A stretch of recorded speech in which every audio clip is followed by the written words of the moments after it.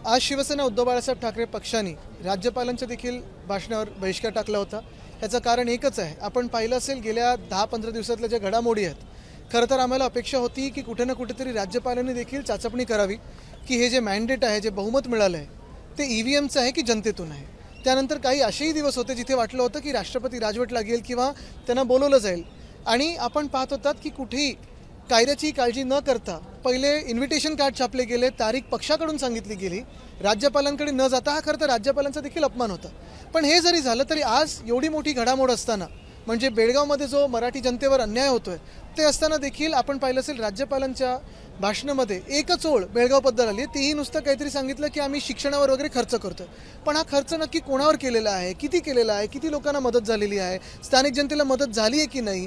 जे आधीचे घटनाबाह्य मुख्यमंत्री सांगत होते की आम्ही तिकडे विकास करू, विकास निधी देऊ, शिक्षणासाठी निधी देऊ, नोकऱ्या देऊ, महाराष्ट्रातच देऊ नाही शकलेत, पण तिथे तरी काही दिलं आहे का? ह्याच्यावर कुठेही उत्तर आलेलं नाही आहे। जास्ती करून केंद्राच्याच सगळ्या योजना आपल्याला सांगत आलेल्या आहेत। आणि म्हणून आज प्रश्न हाच पडतो की महाराष्ट्रात एवढे प्रश्न उपस्थित असताना आपण इतर सगळीकडे बोललो आहोत, पण महाराष्ट्राची जनता जे मनात खतखत आहे की हे सरकार नक्की कोणाचं, स्वतःचं आहे, जनतेने निवडलेलं आहे की निवडणूक आयोगाने निवडलेलं आहे, ह्याचं उत्तर अजूनही आम्हाला मिळालेलं नाही।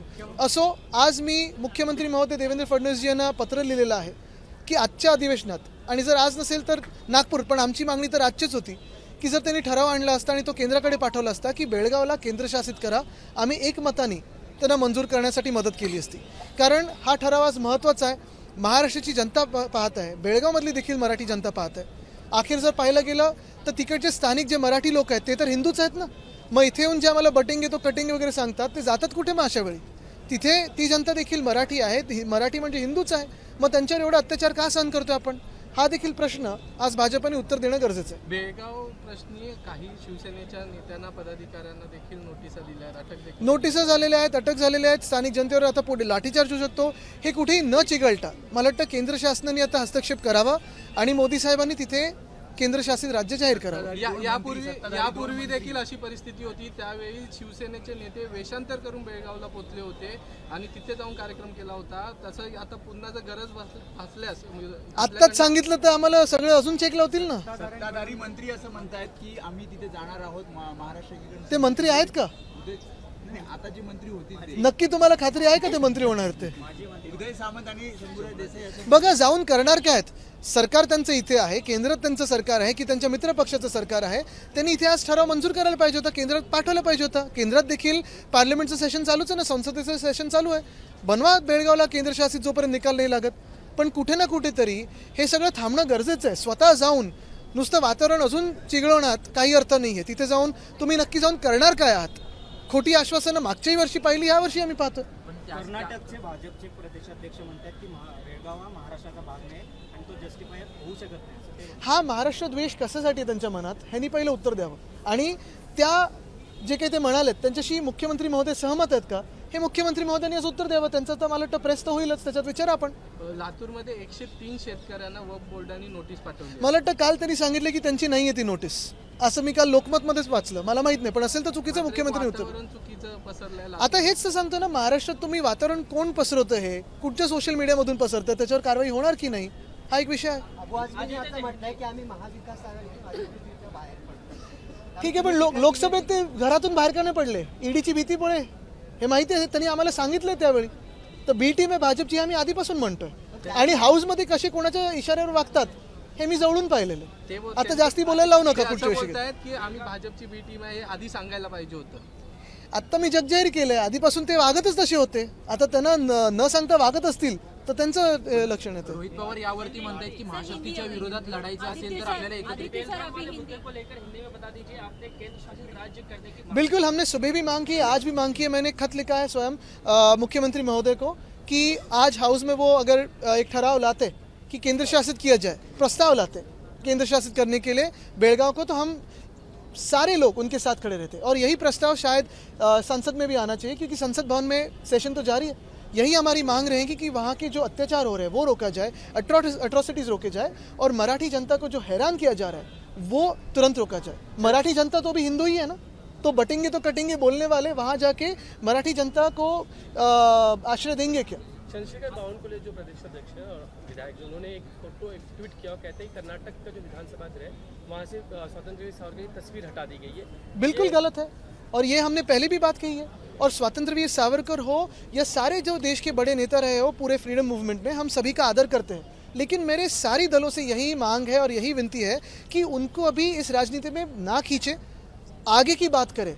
भूतकाल में कितने लोग हैं, भविष्य के लिए कोई झगड़ेगा कि नहीं झगड़ेगा? जो है जिन्होंने अपने स्वतंत्र के लिए लड़े हैं, आज़ादी के लिए लड़े हैं, उन सभी के सामने हम नमन करते हैं, लेकिन उन्हें राजनीति में ना खींचे। कांग्रेस हो, बीजेपी हो, सारे जो दल है भविष्य के बारे में बात करें, क्योंकि देश को भविष्य के बारे में सोचना जरूरी है। युवा सोच रहे हैं कि हमारे भविष्य के बारे में क्या। फारूक अब्दुल्ला, मोहम्मद यूनुस जो इसमें केयरटेकर प्राइम मिनिस्टर है बांग्लादेश की, उनकी तुलना योगी आदित्यनाथ से कर रहे हैं। कंपैरिजन जो है वो दोनों का आपको सही नहीं, मैंने अभी आपसे पहली बार सुना है तो पूरा कॉन्टेक्स्ट सुनना पड़ेगा।